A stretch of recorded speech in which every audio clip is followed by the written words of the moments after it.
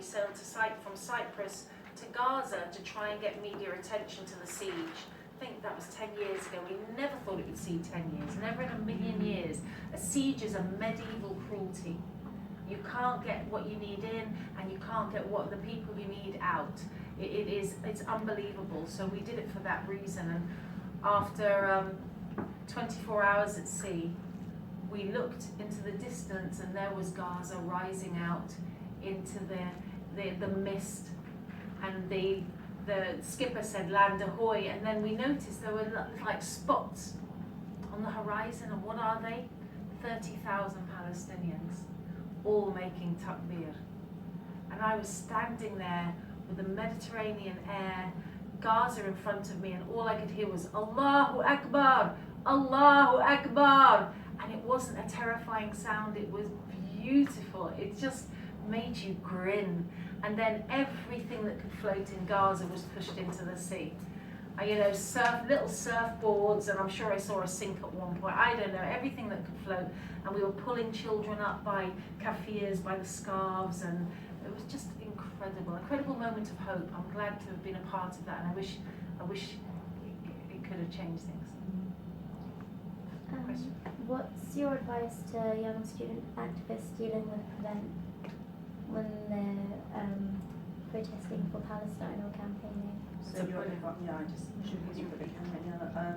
So what is your advice to people, young people particularly, dealing with Prevent? Because as we know, activists, actually school children, feel completely silenced, particularly on issues to do with Palestine. Be strong together, know your rights, know the laws that are changing, so you're aware of the parameters, but don't give in, don't fold because the parameters are moving.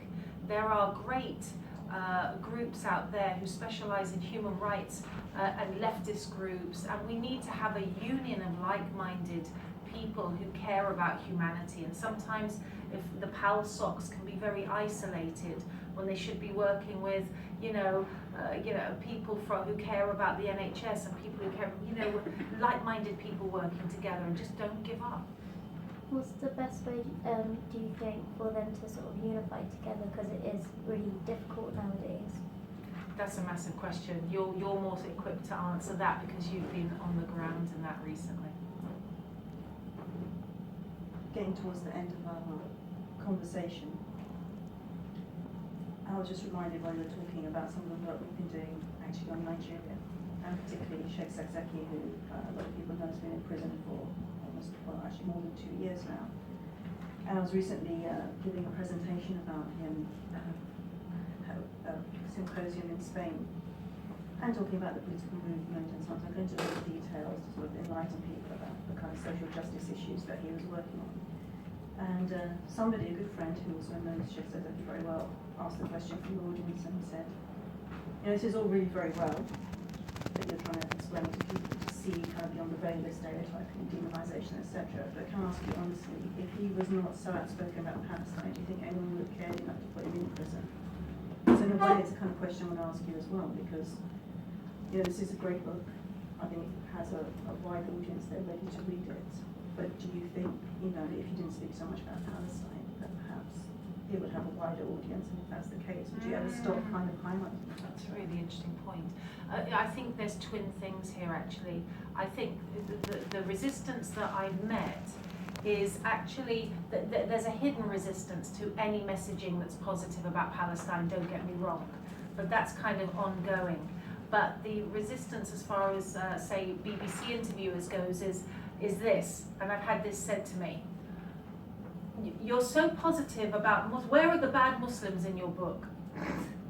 Why aren't there bad Muslims in there? Have you never met a bad Muslim? And I'm like, so hang on, your idea of balance is that in my memoir of positivity about my journey to Islam, you want me to pick out some of the worst Muslims that I may or may not have met in your imagination and put them in there so that you can balance this book with your framing of Muslims. Do you not see how convoluted that is? Can we not have one positive experience? My experience of the Muslim community has been incredibly positive. There has also been pain and cheating and lying, and there are things on the periphery that human beings do. But that's not my story. My story of coming to Islam has been about light and about care and about inspiration. And that's what I tell in this book. I'd like to invite you to close this slide with the reading or your own comments. I think I will end with the time when I was shopping in Jerusalem, and it was in around 2007. It was my second trip ever to the West Bank, and I had 40 minutes to get all of my shopping done. It was raining, it was the old city, and I was stressed. And I had a piece of paper with a lot of souvenirs written, and on the bottom, Quran in English ? Now, why was there a question mark? Because I didn't think anybody had bothered to translate the Quran into English. I thought it would be really, really hard to find, because why? It was just some old scripture that a few million Arabs followed. That's how little I knew. Remember, this is 2007. So we must never presume that people know more than they do. And so I'm standing in the rainy streets, and a young man, Palestinian man, comes over and says, "Marhaba!" And I think, oh, not today. I don't want marhaba today. And a voice in my head said to me, don't be rude to people who have only been kind to you. Listen to what this young man has to say. A young man in his late teens fell into step beside me. Marhaba, he said, which meant hi in the local dialect. What can I assist you with today, Madam Lauren, yes? His smile was beautiful and simple, emitting a bright energy that was infectious. I handed him my shopping list, rather than explaining what I needed. This is great news, Madam Lauren. All of these men here are my uncles. We can go shopping together, yes? Let us begin. Over the next 40 minutes, we went in and out of about 10 different shops, and in every one I had to have a mint tea with about 5 sugars in it. Do the maths, 50 sugars in half an hour. Diabetes and heart attack. At the end, I'm sitting in one of the stalls with Uncle Hamid. The young man was making introductions. This is my Uncle Hamid. His wife has how many? 15 children? No, 18, mashallah. We had wandered into a covered area of the market.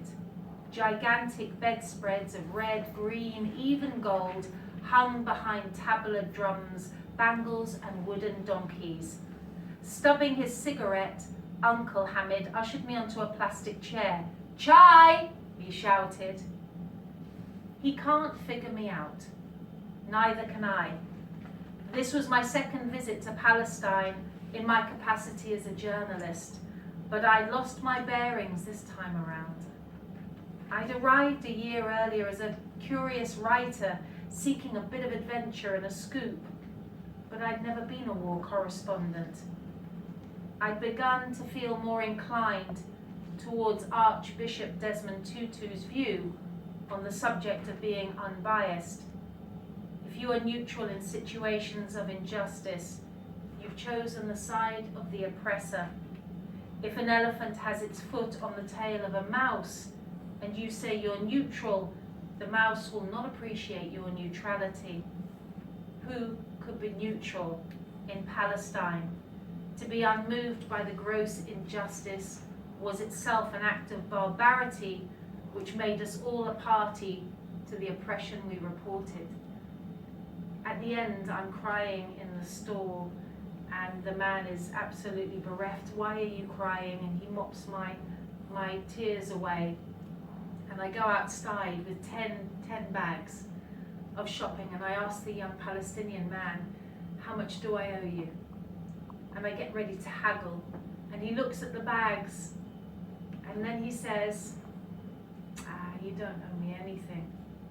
But there's just one thing. Please don't forget Palestine when you go home. And that's how I got my first ever Quran, as a gift from the people of Al-Quds. Thank you, Lauren, for sharing.